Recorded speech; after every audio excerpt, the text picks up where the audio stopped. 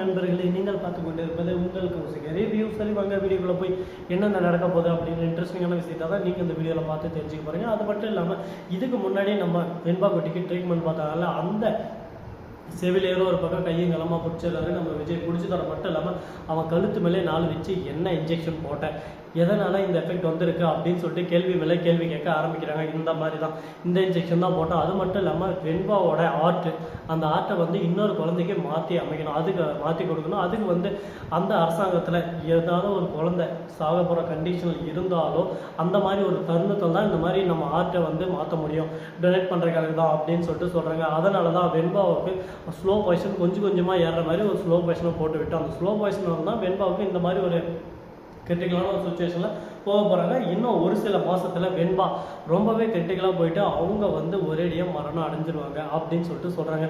இதுக்கு வேறு தீர்வே இல்லையா அப்படின்னு சொல்லிட்டு நம்ம விஜய் கேட்குறாரு. அதுக்கு அந்த செவிலியர் எனக்கு இதுக்கு எந்த தீர்வும் தெரியாது, ஆனால் அவங்க பேசிகிட்டு இருந்தாங்க அந்த இன்ஜெக்ஷன் என்ன அதோட பாட்டில் எல்லாமே எனக்கு தெரியும், அதுக்கு மாற்று மருந்தும் இருக்குதுன்னு சொல்லிட்டு இருந்தாங்க, ஆனால் அது எனக்கு என்னன்னு சொல்லிட்டு தெரியாது, நீங்கள் என்னோட பெரிய டாக்டர்கிட்ட கேட்கலாமே அப்படின்னு சொல்லிட்டு சொல்கிறாங்க. அவனை அடித்து இழுத்துட்டு போயிட்டு இப்போ நம்ம வெண்பாவை அழைச்சிட்டு போனாங்கல்ல டாக்டர், அவர்கிட்டே போகிறாங்க. அவர் பார்த்துட்டு ஒரு பக்கம் இந்த இன்ஜெக்ஷன் இது ரொம்பவே ஒரு பக்கம் ரேரான இன்ஜெக்ஷன், இது இந்தியாவிலே தடை செஞ்சுட்டு இருக்காங்க, இது எப்படி வந்துச்சு அப்படின்னு சொல்லிட்டு கேட்குறேன். இந்த மாதிரி ஃபாரின்ல இருந்து தான் வந்துச்சு, அந்த இன்ஜெக்ஷன் மூலமாக தான் எல்லாமே ஒரு பக்கம் நடந்துகிட்டு இருக்கு. அது மட்டும் இல்லாமல் இப்போ வெண்பா உயிரை காப்பாற்றணும்னா இதுக்கு மாற்று இன்ஜெக்ஷன் 2 கோடி அந்த அமௌண்ட்டை கொடுத்து நம்ம வாங்கி தான் ஆகணும். 2 கோடி இல்லை 4 கோடி, அதனால என் பொண்ணுக்கு நான் அந்த இன்ஜெக்ஷன் வாங்கி தரேன், எங்கே போய் வாங்கி தரணும் அப்படின்னு சொல்லிட்டு கேட்குறாங்க. அதெல்லாம் எந்த பிரச்சனை இல்லை, நம்ம மருத்துவமனை சார்பாகவே வெளிநாட்டில் நாங்கள் ஆர்டர் பண்ணுறோம் அப்படின்னு சொல்லிட்டு சொல்கிறாங்க. இப்போ என்ன பண்ணுறது ஏது பண்ணுறோன்னு சொல்லிட்டு தெரியாமல் குழப்பத்தில் குழம்பி போயிட்டு இருக்காங்க. இப்போ எல்லாமே ஒரு பக்கம் நல்லபடியாக நடக்குமா, இது வாய்ப்பு இருக்கா, நம்ம வெண்பாவை காப்பாற்ற முடியுமா அப்படின்னு சொல்லிட்டு பார்த்தா கண்டிப்பாக கடவுள் நினைச்சா முடியும் அப்படின்னு சொல்லிட்டு எல்லாரும் சொல்லுவாங்க. என்ன கடவுள் இருந்தால் இந்த மாதிரிலாம் நடந்திருக்குமா அப்படின்னு சொல்லிட்டு நம்ம நாகு ஒரு பக்கம் அங்கே அபசூரமாக பேச ஆரம்பிக்கிறாங்க. நாகு வார்த்தையை கொஞ்சம் அள்ளி வீசாதீங்க, கொஞ்சம் பொறுத்தா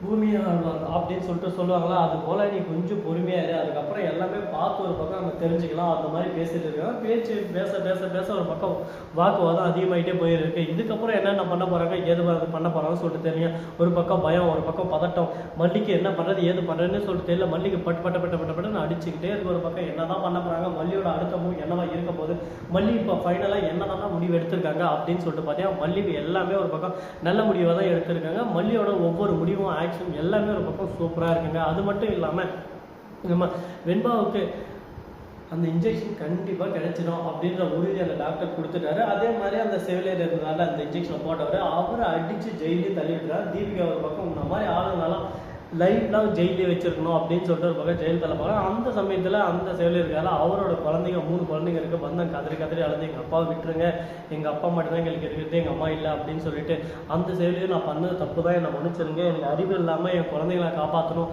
பணம் இல்லாமல் பண வசதி இல்லை, இந்த பணம் இருந்தால் நான் கொஞ்ச நாளைக்கு என் குழந்தைங்க கூட சந்தோஷமாக இருப்பேன், சந்தோஷமாக உட்காந்து சாப்பிட்டு இருப்பேன், வேலைக்கு வர வேண்டிய அவசியம் இருந்திருக்காது, அதனால தான் அந்த தப்பை செஞ்சேன், நான் மன்னிச்சிருங்க அப்படின்னு சொல்லிட்டு மனசார மன்னிப்பு கேட்குறாரு. உடனே சார் வழி இல்லாமல் இந்த காலமாக எல்லாரையும் ஒரு பக்கம் இந்த மாதிரி சிக்கலான ஒரு சுச்சுவேஷனில் தள்ளி விடுது. அந்த காலத்துக்கே நாம் ஒன்றும் பண்ண முடியாது இல்லை, காலன்றது வந்துக்கிட்டே தான் இருக்கும், நேரத்துக்கு ஏற்ற மாதிரி நம்ம மாறிக்கிட்டே தான் இருந்தாலும் போல் அப்படின்ற விஷயத்தில் அவரை கருணையின் அடிப்படையில் அவரை வெளியே விட்டுறாங்க. ஆனால் அதே சமயத்தில் மறுபக்கம் இந்த விஷயம் நம்ம கதிரேசனுக்கு தெரிய வருது. என்னோட பேத்தியை நான் அப்போவே சொன்னேன், என் கூடயே வச்சுக்கிறேன், என் மல்லி நீ உன் குழந்தைய காப்பாற்றணுன்றதுக்கோசரம் ஒரேடியாக என் பேத்தியை கொல்ல பார்க்குற பார்த்தியா, இதெல்லாம் நியாயமா, இதெல்லாம் அடுக்குமா, உனக்கெல்லாம் மனசாட்சின்னு இருக்கா, உன் குழந்தை அப்படியே இந்த சொத்தெல்லாம் ஆளணும், இந்த சொத்து மொத்தம் குழந்தைக்கு வரணுன்றதுக்கோசரம் ஸ்லோ பாய்சன் பண்ணிக்கிட்டு இருக்கேன். அது மட்டும் இல்லாமல் குழந்தை நீயே தொலைச்சிருவியான், நீயே கரெக்டாக போய் கண்டுபிடிச்சிட்டு வந்துருவான், அது போலீஸ் அதிகாரிக்கு தெரியாதான், என்ன லாஜிக் இது எல்லாமே உன்னோட சூழ்ச்சி மாதிரி எனக்கு தெரியுது, இப்போதான் நான் ஒன்றா புரிய வருது.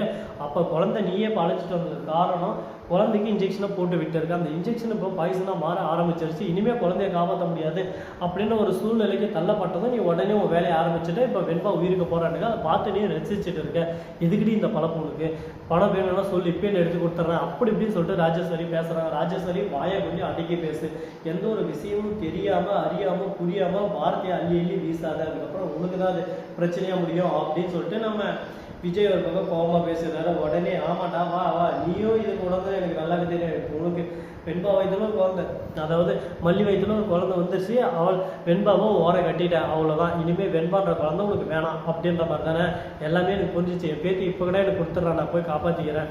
என் மகளை தான் ஒரேடியாக கொண்டுட்டேன், என் பேத்தி அதே மாதிரி என்கிட்ட இருந்து பிரிச்சிடாத. என் ரத்த பந்தத்தில் என் பேத்தி தான் இப்போதைக்கு இருக்கா என் மக சாணத்தில், அவளையும் என்கிட்ட இருந்து பிரிச்சிடாத அப்படின்னு சொல்லிட்டு கதறி கதறி தேம்பி வெம்பி நொந்து அழுந்துட்டு இருக்காரு நம்ம கதிரேசன். அதை பார்க்கும்போது நமக்கே ஒரு பக்கம் வேதனையாக இருக்குது. கதிரேசா ஏன்டா இந்த அளவுக்கு ஒரு பக்கம் கதறி அழுத, இந்த நிலைமை இந்த நேரம் உனக்கு வரும்னு சொல்லிட்டு யாரும் நினைக்கலாம். ஆனால் வந்துருச்சு, என்னங்க பண்ணுறது, வாழ்வே மாயம் இந்த வாழ்வையும் அப்படின்ற மாதிரி தான் ஒரு பக்கம் போயிட்டு இருக்கு. இன்னும் என்னென்னலாம் பண்ண போகிறாங்க, இதெல்லாம் பண்ண போகிறாங்கன்னு சொல்லிட்டு தெரியுங்க. ஒரு பக்கம் பிரச்சனைகள் அதிகமாகிட்டே போயிட்டு இருக்கு. அந்த பிரச்சனைக்கு நடுவில் இதுக்கப்புறமாவது நம்ம சந்தோஷமாக இருப்போம்களா, வாய்ப்பு இருக்கா, வெண்பா எப்படியோ கிடைச்சிட்டா அப்படின்னு சொல்லிட்டு மகிழ்ச்சியோடு போயிட்டு இருந்துக்கிற அந்த வாழ்க்கை இப்போ திடீர்னு ஒரு ஃபுல் ஸ்டாப் வச்ச மாதிரி நடந்திருக்கு. பார்த்தியா, இதுக்கு தாங்க சொல்கிறது, எந்த அளவுக்கு ஒரு பக்கம் ஆனந்தம் நம்ம இருக்கணும், அந்த அளவுக்கு ஒரு பக்கம் கஷ்டமும் வரும். அந்த கஷ்டம் இன்பம் இது எல்லாத்தையும் ஒரே ஃப்ளோவில் அப்படியே கொண்டு போயிட்டு இருக்கணும். அப்போ தான் வாழ்க்கை ஒரு பக்கம் ஸ்மூத்தாக போகணும். அதை விட்டு இதை மட்டும் தான் நான் இருப்பேன் அப்படின்னு சொல்லிட்டு தான் ஒன்றும் பண்ண முடியாது. இதுக்கப்புறம் என்னென்ன சூழ்ச்சிகளால் பண்ண போகிறாங்க, மல்லியும் விஜயம் பிரிக்க என்னென்னலாம் பண்ண போகிறாங்க, ஏதெல்லாம் பண்ண போகிறாங்க, வெண்பாவை காப்பாற்றுவாங்களா காப்பாற்ற மாட்டாங்களா அப்படின்ற நிறைய விஷயங்கள் ஒரு பக்கம் பெண்டிங்லேயே இருக்குது. பார்ப்போம் என்னென்ன நடக்க போகுது, ஏது நடக்க போகுதுன்னு சொல்லிட்டு. இந்த வீடியோ பிடிச்சிருந்தா லைக் பண்ணுங்கள், கமெண்ட் பண்ணுங்கள், ஷேர் பண்ணுங்கள், ரெண்டிங் மேலே தட்டி விட்டு போங்க. அப்போ தான் நாம போகிற அடுத்தடுத்த வீடியோ உங்களுக்கு உடனுக்குடன் நோட்டிஃபிகேஷனில் வந்து கொண்டே இருக்கும். மிக்க நன்றி. தேங்க்ஸ் ஃபார் வாட்சிங். Tata, see you. நன்றி, வணக்கம், வந்தனம், வருகிறேன்.